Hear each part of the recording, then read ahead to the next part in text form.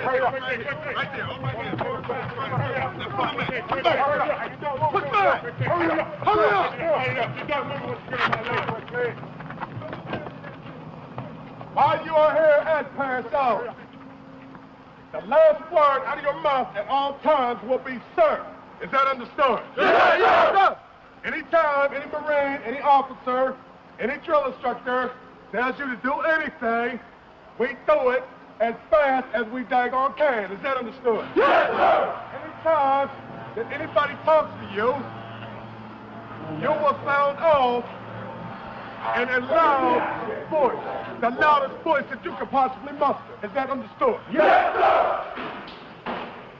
All those gold badges, sneaking it off. After every battle, after every war, generation after generation, year after year, the Corps renews its strength. From this lifeline of new and untried Marine recruits flows the Corps' future leadership.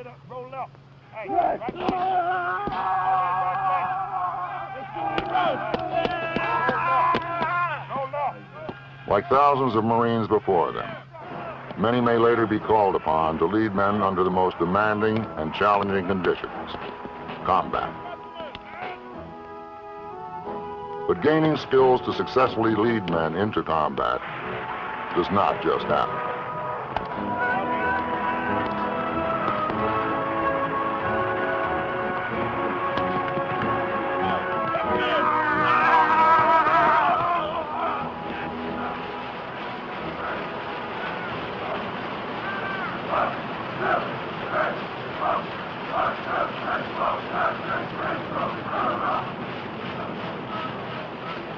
These Marines are in top shape, ready for the physical demands of combat. Physical conditioning like this, along with realistic training, prepares Marines to fight and win on the battlefield.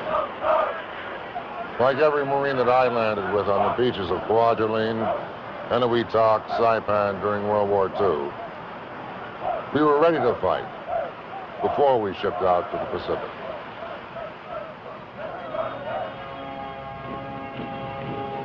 It's too late waiting for the combat and then learn your job.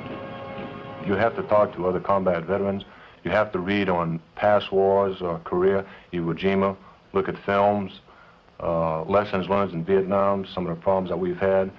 It's your responsibility to maintain that knowledge, not wait until you get in a combat situation and then learn from there. When you get into combat, it's too late to learn, and you have to hit the ground running.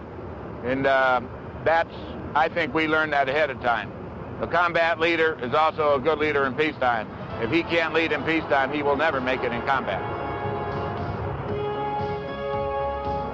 Everything a Marine does in peacetime prepares him emotionally and physically to be victorious on the battlefield.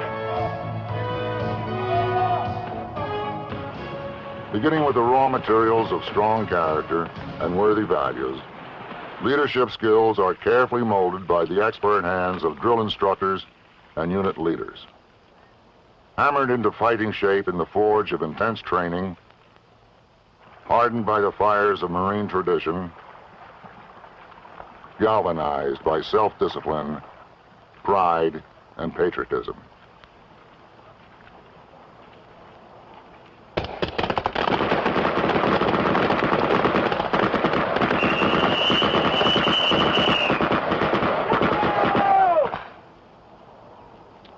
These Marines are gaining skills in small unit tactics and leadership. They are fortunate to be learning such skills from a combat veteran who saw them work in Vietnam. The combat wisdom that is hard for him to pass on, however, is what war itself is really like. It takes the actual living and the intense and awesome reality of war to appreciate the thoughts, the hopes, the fears that run riot in the minds of men in combat. And eliminate them with the maximum firepower that's available to you. It begins with the waiting. Waiting to go in. Waiting to take off. To move out. To move up. waiting to go into what one Marine combat veteran calls the savage, brutal, exhausting, and dirty business of war.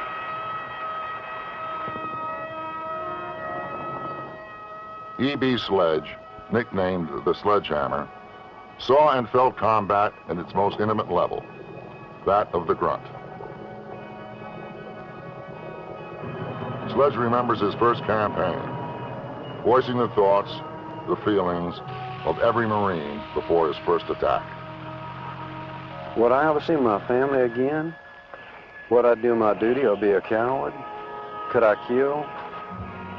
I never experienced any more agonizing suspense than the excruciating torture of those moments before we received the signal to begin the assault. I broke out in a cold sweat as the tension mounted with the intensity of the bombardment. My stomach was tied in knots. I had a lump in my throat, swallowed with great difficulty. I felt nauseated and feared that my bladder would empty itself and reveal me to be the coward I was. Fear, a reality of war. Fear of the always present danger of being killed or wounded, anticipation of the unexpected, apprehension that one may not measure up as a Marine under fire, or letting a brother Marine down. Fear grips all men going into combat to some degree or another. But fear does not mean the lack of courage.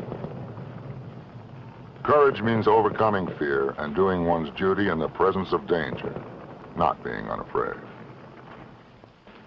Yeah, I can remember the first time I was in a combat, first firefight. I think first of all, you're absolutely right. Everybody gets scared. And you really don't know what to do. But then you start realizing what's happening around you, and you know you're in charge. You better say something. You're going to get everybody wiped out. You take charge and you say, all right, let's move out. And you get up and you move out with them. They're going to see this. They gave us the word that we were going to Grenada, and everybody was excited, scared, confused. And we had one gunny, Gunny Ash, who was a Vietnam vet, and everybody kind of looked up to him for advice. We knew what we were going to do, what we were facing, but we weren't sure of how to handle the fear of combat.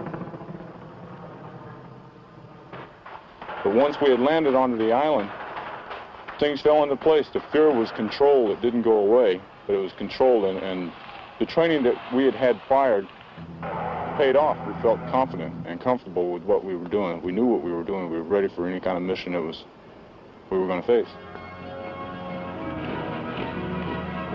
Confidence in their previous training, their leadership, their fellow Marines, and themselves is enough to overcome most fears.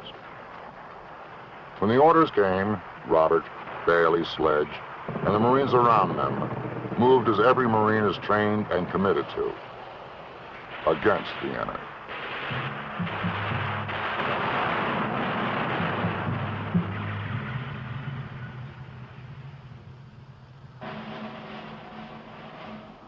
To those of us who entered the meat grinder itself, it was a netherworld of fear and horror, where the fighting dragged on, and escape seemed less and less likely. Every muscle in my body was as tight as a piano wall. I learned a new sensation of utter, absolute helplessness.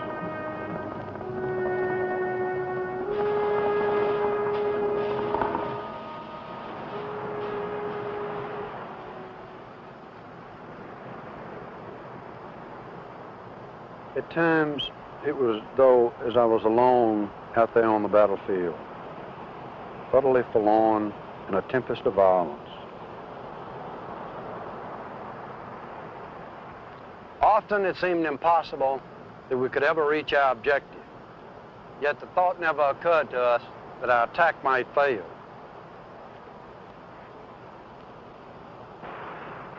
For us, combat was a series of changing events, characterized by confusion, awesome violence, gripping fear, physical stress and fatigue, fierce hatred of the enemy, and overwhelming grief over the loss of friends.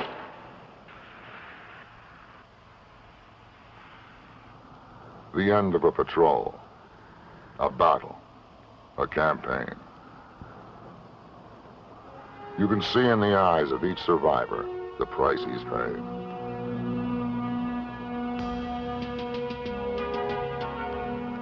Yet throughout the history of the Corps, Marine combat veterans have gone on to fight again, and for good reason. A man's ability to survive in combat depends on his comrades and his immediate leadership. Our discipline, esprit de corps, and tough training were other ingredients that taught me to survive. Boot camp taught me I was expected to excel even under stress.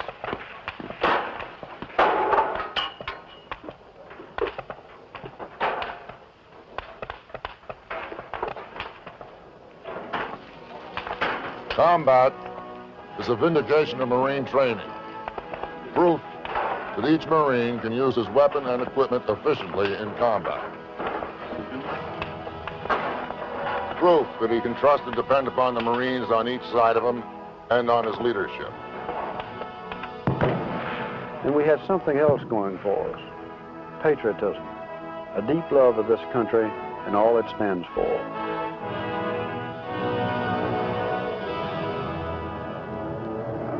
The individual that's in the lead position has to have the right mental attitude. He has to believe in himself, and he has to believe in the people around him. You believe so strongly in your people that if something were to happen to you, you feel that the whole thing will move on.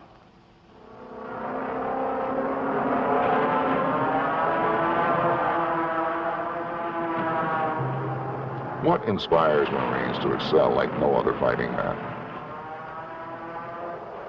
That's the esprit de corps, and it's the price you pay. When you graduate from boot camp, you earn something, the title Marine, and that means something to everybody. There is something special about Marine esprit de corps that can be sensed right away.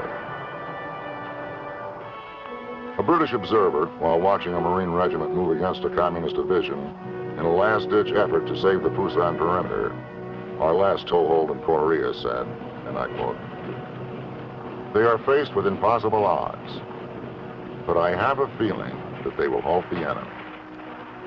I realize my expression of hope is unsound, but these Marines have a swagger, snap, confidence, and hardness that is so apparent. Upon this line of reasoning, I cling to the hope of victory.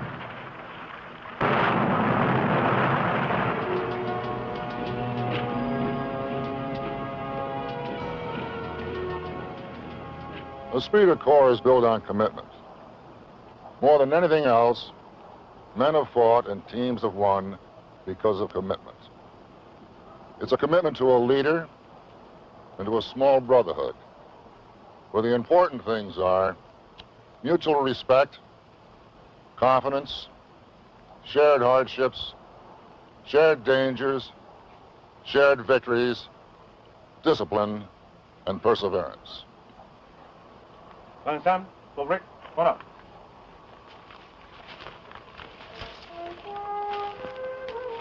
Marines fight because of their perspective on how they fit into what I would call a family. And they know what the other members of that family will do because of their training and their involvement with their fellow Marines. And then it gets down to that point where he, the individual, is concerned that he does his share, that he does what his buddies expect him to do. And it's not letting those other Marines down. Marines fight for other Marines. They fight for the Marines in their unit, their buddies, the guy in the next foxhole, and they also fight for all those Marines that have gone before them.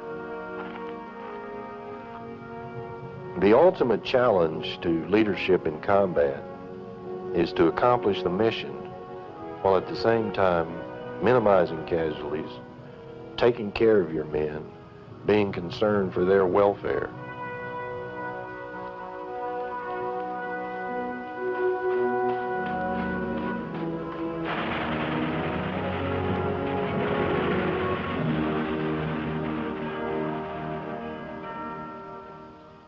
For his comrades who struggled, bled, and died, and eventually won on Peleliu in Okinawa, E.B. Sledge wrote in his book, and I quote,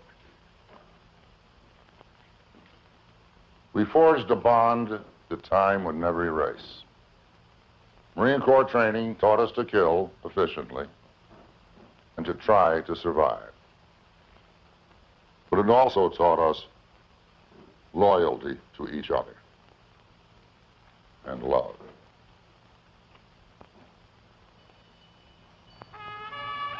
The legendary Chesty Puller loved by his men, not only because he accomplished the mission, but also because he took care of them. Colonel Lee was with Chesty in Nicaragua in 1934. The general called Lee the Iron Man because of his extreme bravery in combat. It took somewhere around about 2 months for them to get acquainted with him. And from there on, they followed him just exactly the same as a bird dog would follow a gunner in the field. He took care of his men. Some leaders lead by fear. I think a more effective leader leads by example. He shows care and concern for his Marines. He respects them, and they in turn respect him. They will follow him in combat knowing that he'll not waste them. Don't ask anything of your troops that you could not do yourself. If you told them to move out, you better move out with them. You better lead the way.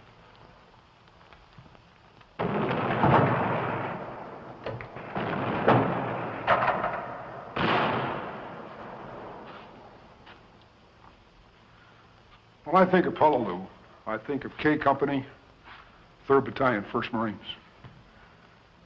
K Company was the left flank company in a 2-regiment landing on the island of Peleliu.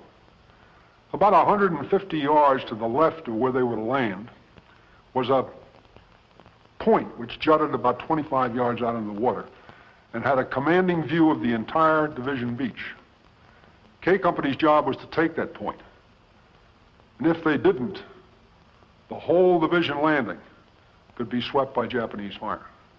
The point was fortified, heavily fortified, and air and naval gunfire didn't do the job. The company landed, wheeled to its left, and assaulted the point. And they took it. They took it, and they held it, even though they were surrounded. And at the end of 48 hours, the company that landed with 235 men had 78 left. The question is, what makes a unit fight like that? Well, this unit was very well trained. They actually rehearsed what they were going to do 4 times, till every man knew exactly what was expected of them. They had good discipline. And they were governed by a driving spirit of unshakable loyalty on the part of each Marine to his fellow Marines.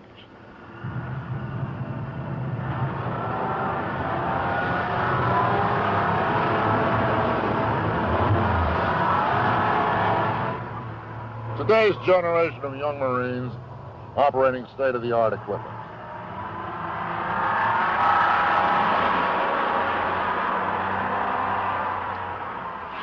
To the concepts of discipline, unit identity, tradition, esprit de corps, teamwork, mission accomplishment have a different meaning to these Marines than they did to us 40 years ago.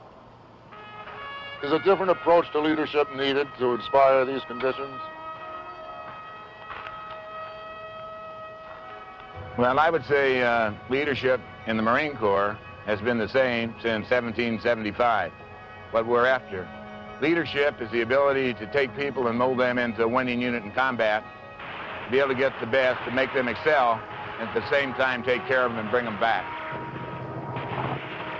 When I went through the boot camp and basic school back in the early Vietnam War years, the word then was who, what, where, when, and only so much of why as was absolutely necessary.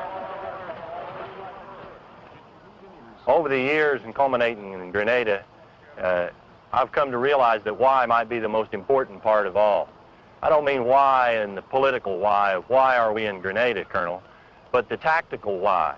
Why do you want me to do what you just told me to do? If you explain to the young Marine why you want something done, he realizes, one, that you trust him, that you're taking him into your confidence, and he knows how you're thinking. As a result, you'll get a hell of a lot more out of him. The Marine of 1918 was a different type of person than we have today. Today we have a man that is educated, he's more technically inclined, he's schooled with his sophisticated weapons, and he is better informed. They travel today in equipment that we dreamed about, and some of it that we weren't able to even visualize in the early days.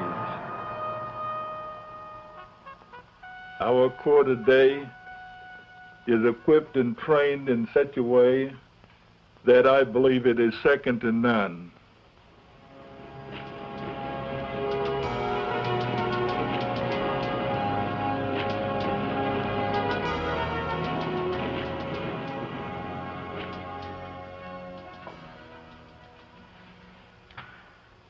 In the 3 wars that I've served in, there have been a lot of differences.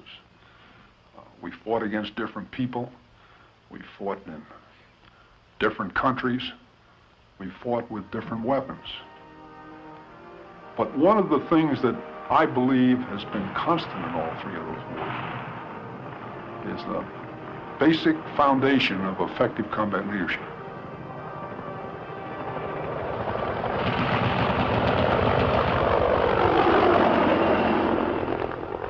Marines over there are all NCOs, going through a leadership course.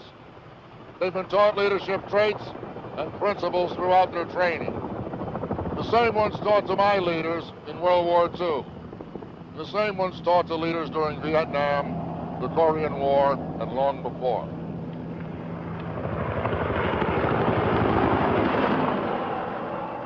Those leadership principles and traits have withstood the test of time. And the foremost test, the battlefield. I'd say there are 3 key elements in leadership today. First is proficiency. That's technical knowledge in your rank in MOS, knowing your stuff. Second is integrity, that is being a man of your word. And third is that you've got to care. A leader is a man that can get other men to do what needs to be done when it needs to be done. The leadership is taught to you by senior officers that have the leadership and have shown leadership in the past and have been successful with leadership. And they know the basic things that it takes to drive a platoon or to drive a man to complete a job or a mission. It's fascinating and instructive talking to any Marine who has served in combat. It doesn't matter that they may have fought a different war or with different equipment. I always find many of their situations similar to my own combat experiences. And I keep reinforcing over and over again the knowledge that basics don't change. The principles of leadership and teamwork never change. Neither does the strong commitment that one Marine feels toward another. There's a sort of brotherhood that begins with boot camp and proves itself in combat. If someone were to ask me to draw the profile of an effective small unit combat leader, I'd do it this way. I'd say it's someone who really knows his stuff. I'd say it's someone who understands the vital importance of discipline. It's someone who understands the vital importance of hard, demanding training. It's someone who takes care of his men, got a sincere interest in their welfare. It's also someone who's physically fit and who leads by example. And finally, it's someone who's proud he's a Marine. I think that profile has been good for as long as there's been a Marine Corps.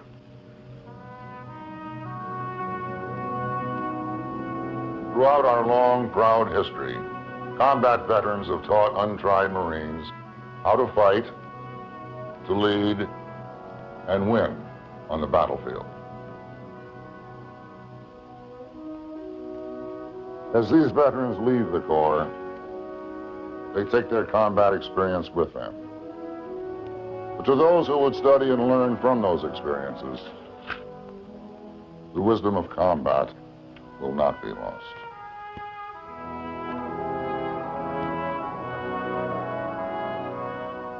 In these Marines stands the Corps' future combat leadership.